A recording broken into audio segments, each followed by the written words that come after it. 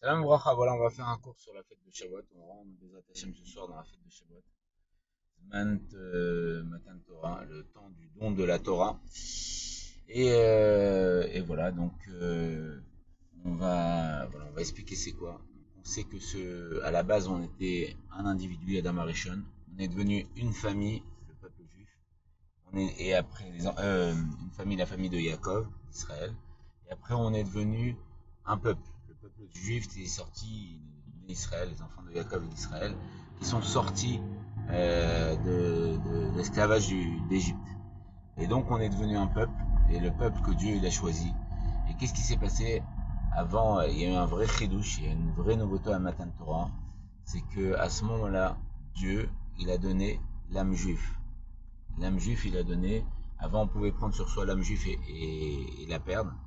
Comme il y a marqué que Avram et Sarah ont fait des grimes, ils ont fait des convertis, mais on n'entend pas trop parler d'eux. Donc, c'est-à-dire qu'on pouvait prendre sur soi l'âme juif, mais dès qu'on faisait une faute, bah, l'âme juif, on pouvait la prendre quand on se comportait bien, et l'âme juif, elle partait. Parce qu'il y avait un xéra, un décret que Dieu avait mis, que le spirituel et le matériel ne pouvaient pas coexister.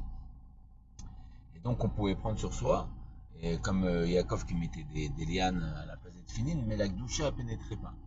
Et le chidouche, la nouveauté de Matan Torah, c'est que Dieu il a abrogé ce décret, c'est pour ça qu'il n'y aura pas deux fois Matan Torah. Il a été à l'initiative, il a ouvert les cieux, il est descendu.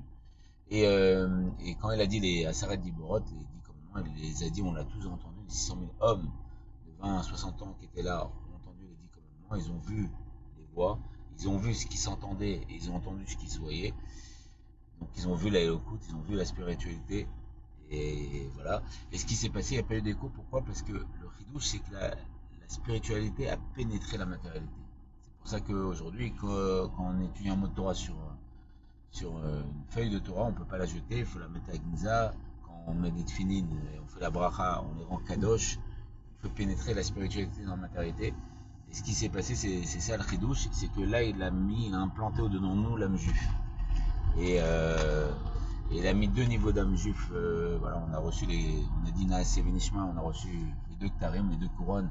Tous les anges, 600 000 anges sont venus pour nous couronner, chaque juif qui était là, et on met les deux couronnes. Les deux couronnes, c'est Naaseh Venishma, parce qu'on a dit on fera et on prendra. Ces deux couronnes, c'est les niveaux d'âme qui sont Chaya et Chida. Des niveaux d'âme qui sont Makif. Chaya, c'est le niveau du Mazal qui voit Dieu, qui continue à voir Dieu, qui voit ce qu'on entend et qui entend ce qu'il voit, qui voit l'aéroport, qui voit Dieu, qui parle avec Dieu directement. C'est le niveau de Chaya, c'est le niveau du Mazal. C'est pour ça qu'elle est Nozel, elle fait couler la Emouna. Et Yechida Shemen Nefesh. Yechida, c'est Hashem Yachid, c'est le niveau d'âme, c'est l'essence de l'âme, et Tzem Aneshama, qui est complètement un avec Dieu. Et ça, c'est le niveau qu'il a mis au-dedans de nous. Et c'est pour ça qu'il a dit Anochi. Anochi, c'est quoi? Ani Nafshik TV. Mon âme, moi, je l'ai écrite dans la Torah. Parce que la Torah, il y a marqué qu'elle est Kulochad, elle a une seule chose avec Dieu. Et donc, l'idée, elle est simple. C'est qu'à ce moment-là, on en a reçu l'homme juif. C'est pour à ce moment-là qu'un juif, il fasse Torah Misot ou pas, peu importe, il reste juif. Qu'il se déguise en prêtre, qu'il se déguise je sais pas, en imam, en ce qu'il veut, il reste juif. C'est grave, c'est un juif pour l'éternité. Et parce qu'il y a l'âme juif au-dedans de lui. Et donc, ce qui se passe, c'est que comment on dévoile l'âme juif, comme on sait que la Torah est appelée Enmaïm et la Torah, c'est de l'eau. Et l'âme juif, c'est comme une graine qu'il faut faire pousser.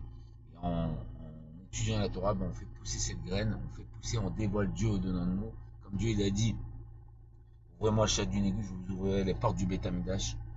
En étudiant la Torah, comme dira le Bashim Tov, je vais faire en sorte on attende que chaque juif dévoile voilà, que la terre de convoitise de Akadosh Baruch Hu dévoile ses récoltes, tout ce qu'elle a. C'est parce que dans chaque juif, il y a une âme juive. Et comment on fait en sorte de dévoiler l'âme juive, donc de dévoiler Dieu qui est au-dedans de nous, comme il y a marqué dans le Tanya, Chelek Elokaim Imal Mamash, une partie de Dieu telle qu'elle est en haut. Chelek Elokaim Imal Mamash, une partie de Dieu telle qu'elle est en haut, mais en bas, dans la Mamashut, elle se dévoile.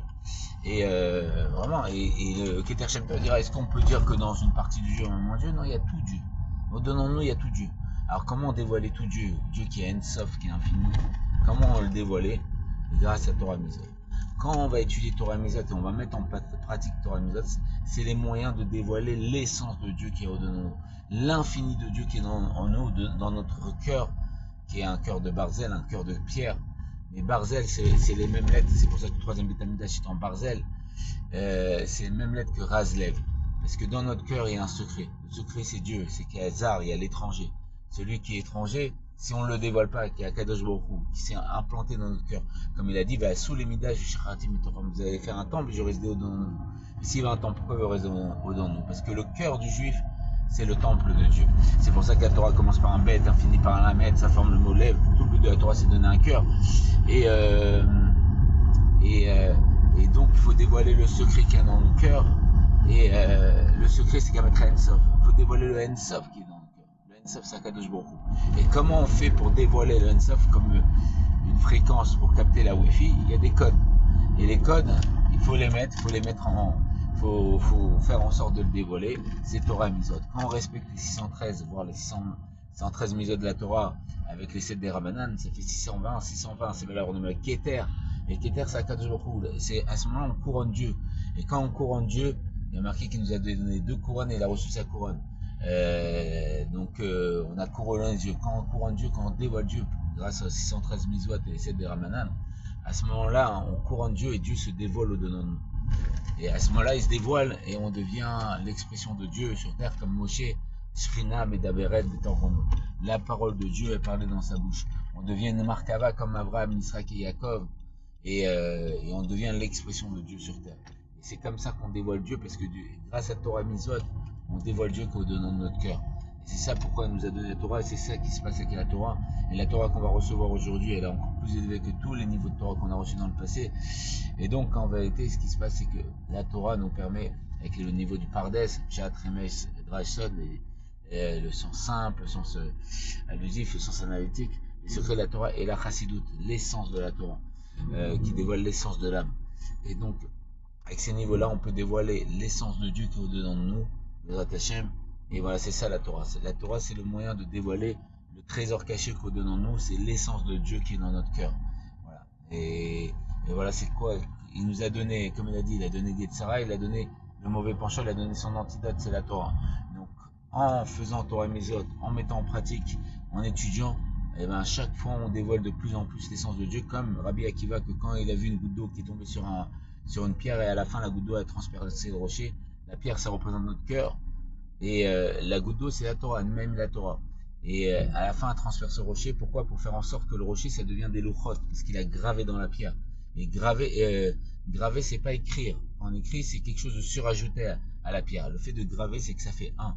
Donc en faisant Torah et Mizot, on grave, on dévoile l'essence de Dieu et on fait qu'un avec l'essence de Dieu jusqu'à dévoiler le niveau de Mashiach qu'on a en nous, Yechid Hashem Nefesh, la chaîne Yechid, du langage qu'on est un avec Akadosh Baruch Hu et que Bezat Hashem, on est tout ce qu'on veut matériellement ou spirituellement, qu'on puisse voilà, recevoir Torah Chadasham TTC, la nouvelle Torah qui sortira de moi, la Torah du Mashiach, qui sera, on dit sur la Torah du Mashiach, que la Torah qu'on étudie aujourd'hui, elle est comme du vent par rapport à la Torah du Mashiach, la Torah de Yechid Hashem Nefesh, du